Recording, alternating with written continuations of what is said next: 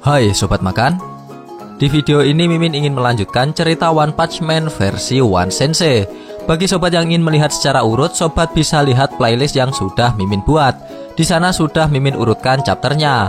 Sebelum ke video yang lebih lanjut, bantu Mimin dengan like dan subscribe-nya ya. Dan jangan lupa loncengnya juga. Sebelumnya perlu Mimin ingatkan, ini spoiler ya. Bagi yang hanya menikmati animenya saja dan gak mau kena spoiler, bisa tutup video ini sekarang. Lihat dikit-dikit juga boleh. Kita lanjut cerita manga One Punch Man garapan One Sensei pada chapter ke-100. Pada chapter sebelumnya kita disuguhkan pemberontakan Fubuki yang menentang hegemoni kakaknya. Fubuki mencoba melawan kakaknya yang selama ini membatasi pergerakan Fubuki dan tidak memberikan kehendak Fubuki untuk melakukan sesuatu yang ia lakukan. Akankah Fubuki dapat mengalahkan kakaknya? Ya entahlah. Baiklah, mari kita bahas. Di awal scene diperlihatkan suasana di dalam markas Asosiasi Pahlawan yang sekarang telah bertransformasi menjadi tempat tinggal orang-orang kaya.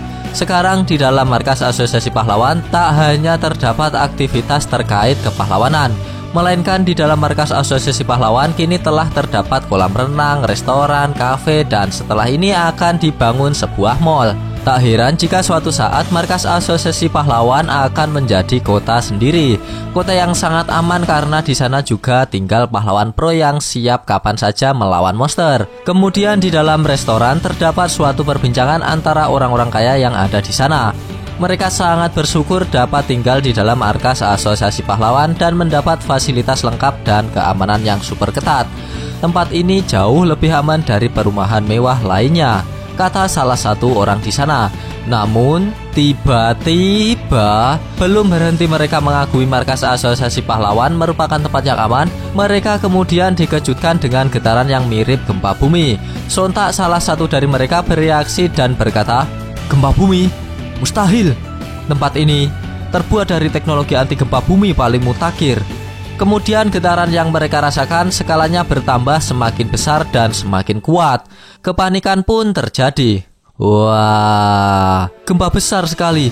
Apakah tempat ini bisa bertahan? Apakah kita akan baik-baik saja? Kata seseorang panik.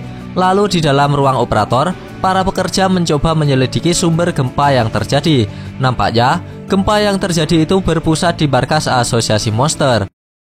Tepatnya berada di bawah gedung nomor 4, tempat di mana para monster dipenjarakan. Mengetahui hal tersebut, sontak kepala operator pun berteriak, "Panggil semua pahlawan, musnahkan monster yang mengamuk itu." Gempa itu memang berpusat pada ruangan yang digunakan untuk memenjarakan monster. Namun, bukan ulah monster yang menyebabkan gempa bumi itu, melainkan kekuatan esper Fubuki yang menyebabkan getaran di seluruh markas Asosiasi Pahlawan. Nampaknya Fubuki tak akan menahan diri untuk melawan kakaknya. Kekuatan serius mulai ia keluarkan. Namun pada sisi Tatsumaki, ia tidak bereaksi apa-apa dan hanya santai melihat adiknya mengamuk. "Hancurlah!" teriak Fubuki. Dan tiba-tiba bebatuan mulai menyerang Tatsumaki dan mengurungnya. "Hellthruster," kata Fubuki. Namun tidak butuh waktu lama, Tatsumaki dengan mudah dapat menghempaskan serangan Fubuki. Akibatnya, batu-batu pun berjatuhan dan kerusakan ruangan semakin parah akibat hempasan dari Tatsumaki. Saitama yang sebelumnya hanya dia menggendong Psychos, ia terkejut lantaran melihat batu besar yang akan menimpa sipir penjara. Dengan cekatan, Saitama berlari lalu menyelamatkan sipir penjara yang malang tersebut. Namun, Tatsumaki dan Fubuki tetap bertarung dan tidak memperhatikan area sekitar mereka. Saitama yang melihat pertarungan itu sambil menggendong Psychos dan sipir penjara itu pun berkata, "Sepertinya keluarga ini sangat keras kepala ya," kata Saitama. Saitama pun diharuskan menyelamatkan Psychos dan sipir penjara dengan menggendong mereka dan harus menghalau bebatuan yang mengarah ke arahnya. Di tempat lain, para petinggi Asosiasi Pahlawan dibuat geram akan apa yang dilakukan oleh Metal Knight. Pasalnya, teknologi yang dirancang oleh Metal Knight untuk keamanan markas tidak berjalan dengan baik. Bahkan, para pahlawan yang menuju bawah tanah menggunakan lift pun harus macet di tengah jalan karena liftnya rusak. Kembali ke pertarungan dua saudari. Bebatuan yang terbang melayang kemana-kemana itu pun nampaknya juga terhempas ke penjara yang mengurung para monster. Penjara yang selnya terbuat dari kaca yang cukup tebal itu pun dibuat hancur dan pecah akibat terkena efek dari pertarungan Tatsumaki dan Fubuki. Para monster itu pun dapat meloloskan diri dari dalam penjara. Untungnya monster yang dikurung satu ruangan dengan Saikos itu merupakan monster yang memiliki bencana serigala dan macan, atau bisa dikatakan monster kroco lah. Namun, jika kehancuran semakin besar dan merembet lantai di bawahnya, kemungkinan monster dengan level bencana iblis akan lepas. Dan itu akan membahayakan penduduk di dalam markas Asosiasi Pahlawan. Saitama yang melihat para monster dengan level bencana macan dan serigala itu terlepas, berkata dengan wajah polos kepada mereka, "Ada apa dengan kalian?" Kata Saitama dengan santai. "Hehehehe, akhirnya kita bebas juga. Beraninya kalian memenjarakan kami di sini, manusia sialan. Sekarang kami akan mengamuk di tempat ini." Gertak para monster kepada Saitama. Belum sempat para monster menyerang Saitama, pertarungan Fubuki dan Tatsumaki yang mengakibatkan efek tornado di ruangan tersebut, serangannya mengenai para monster dan menghancurkan tubuh monster dengan sekejap. Kemudian, melihat efek serangan dari Fubuki dan Tatsumaki yang semakin besar, Saitama kemudian meletakkan Saikos dan sipir penjara di lantai dan mengambil batu besar untuk dijadikan tameng. Dan tiba-tiba dari bawah lantai muncul sosok monster ulat berkepala dua yang muncul tepat di depan Saitama. Benar saja, itu adalah monster dengan level bencana iblis. Apa yang ditakutkan oleh Asosiasi Pahlawan pun terjadi. Monster dengan level bencana iblis muncul akibat getar gempa yang semakin besar. Bukannya takut melihat monster dengan level bencana iblis itu muncul, Saitama justru berkata, "Mereka terus saja muncul di markas Asosiasi Pahlawan. Kalau begitu, memelihara anjing di tempat ini tidak jadi masalah," kata Saitama. Jan kampret. Di saat situasi seperti ini, Saitama justru memikirkan peliharaan barunya. Jan sebleng Saitama ini. Kita lanjut pada alur cerita. Duel Esper antara Tatsumaki dan Fubuki terus memanas dan nampaknya akan sulit untuk berakhir. Tekad Fubuki untuk melepas belenggu dari kakaknya nampaknya sangat kuat. Kemudian Tatsumaki yang sebelumnya hanya diam menerima serangan dari adiknya, ia pun berkata, "Fubuki sudah cukup kuat. Aku mengerti sekarang."